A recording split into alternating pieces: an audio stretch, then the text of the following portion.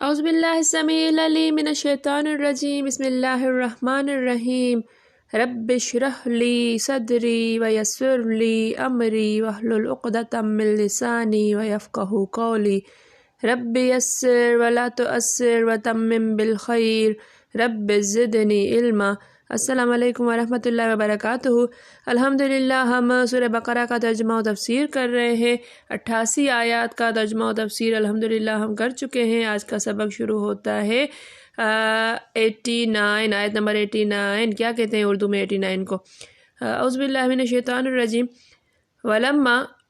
و اور لما جب، ترجمے کی طرف دیکھیے، ولما اور جب جاءہم جا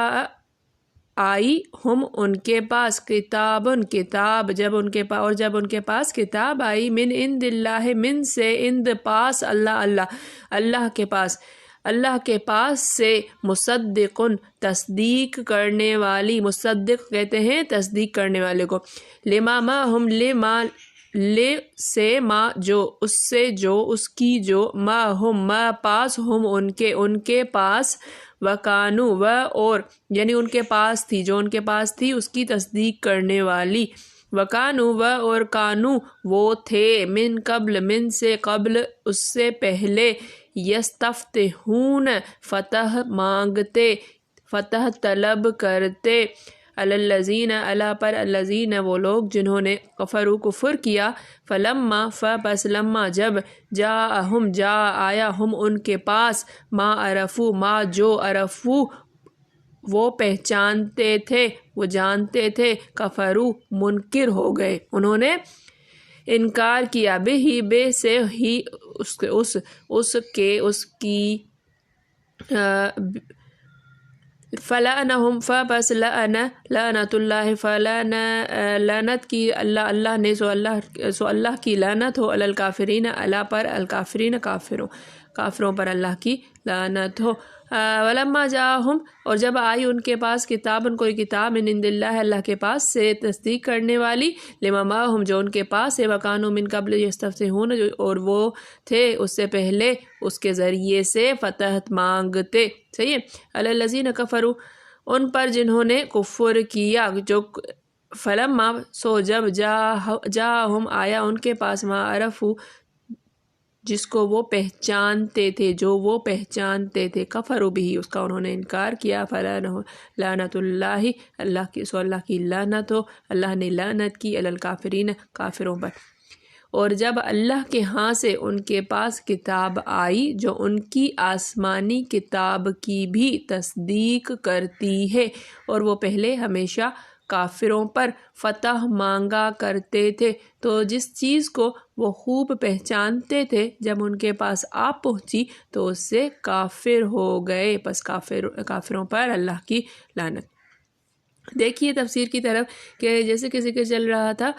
بنی اسرائیل کا، بنی اسرائیل کے ہی بارے میں، اب بنی اسرائیل نے انکار کیوں کیا، بنی اسرائیل نے نبی کریم صلی اللہ علیہ وآلہ وسلم کی نبوت کا انکار کیوں کیا؟ دیکھیے کہ جب کبھی بھی یہودیوں اور عرب کے مشرکین کے درمیان لڑائی ہوتی تھی، عرب میں ایک دیکھیں اہل کتاب جو ہیں وہ یوں سمجھ لیجئے تب مسلمان تھے، اور جو بت پرست تھے وہ مشرک تھے، کافر تھے ان کے نظر میں۔ تو جب مشرکین اور یہود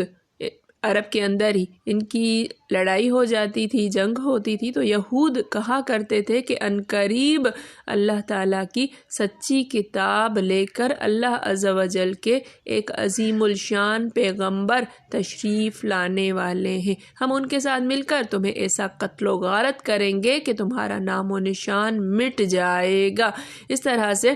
یہ عرب کو جو ہے وہ بتاتے رہتے تھے کہ ہمارا سچا نبی آنے والا ہے اور ہم اس کے ذریعے سے تم پر فتح یاب ہو جائیں گے۔ اللہ تعالیٰ سے دعائیں کیا کرتے تھے کہ اے اللہ تو اس نبی کو جلد بھیج جس کی صفتیں ہم تورات میں پڑھتے ہیں، تاکہ ہم ان پر ایمان لا کر ان کے ساتھ مل کر اپنا بازو مضبوط کر کے تیرے دشمنوں سے انتقام لے۔ مشرکوں سے کہا کرتے تھے کہ اس نبی کا زمانہ اب بالکل قریب آ گیا ہے، لیکن جس وقت حضور صلی اللہ علیہ وآلہ وسلم مبعوث ہوئے تو تمام نشانیاں آپ میں دیکھ بھی لی، پہچان بھی لیا، دل سے قائل بھی ہو گئے، دل مانتا تھا کہ یہی نبی کریم صلی اللہ علیہ وآلہ وسلم ہے جن کے بارے میں تورات میں لکھا ہوا ہے، مگر چونکہ آپ صلی اللہ علیہ وآلہ وسلم عرب میں سے تھے، حسد کیا اور آپ کی نبوت سے انکار کر دیا اور اللہ تعالیٰ کی لعنت یافتہ ہو گئے۔ اللہ تعالیٰ نے ان کو اب رحمت سے محروم کر دیا، بلکہ وہ مشرکین مدینہ جو ان سے نبی صلی اللہ علیہ وآلہ وسلم کی آمد کے بارے میں سنتے چلے آتے تھے، انہیں تو ایمان نصیب ہوا اور بالآخر حضور صلی اللہ علیہ وآلہ وسلم کے ساتھ مل کر وہ یہود پر غالب آ گئے۔ مدینہ منورہ میں یہود رہا کرتے تھے، یہود کے زیادہ قبائل رہا کرتے تھے، اور وہیں پر جب مدینہ منورہ سے وفد آیا تھا، نبی کریم صلی اللہ علیہ وآلہ وسلم سے ملا، آپ کو دیکھا، بات کی، پہچان لیا۔ کیسے پہچان لیا؟ کہ وہ لوگ جو کفار تھے، جو مشرکین تھے، جو حج کے لیے آیا کرتے تھے، تب تو وہ بت پرست تھے، لیکن پھر بھی حج و عمرہ کے لیے وہ آیا کرتے تھے۔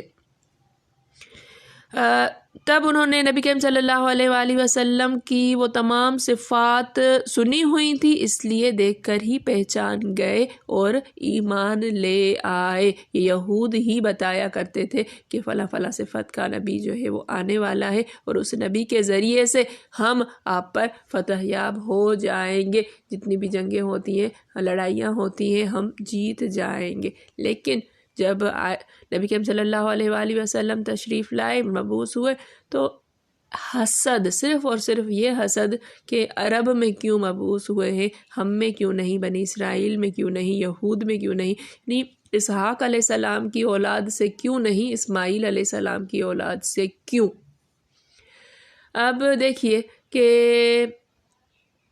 وہ یہود پر غالب آ گئے۔ ایک مرتبہ حضرت معاذ بن جبل، حضرت بشر بن برا اور حضرت داؤد بن سلمہ نے ان یہود مدینہ سے کہا بھی کہ تم تو ہمارے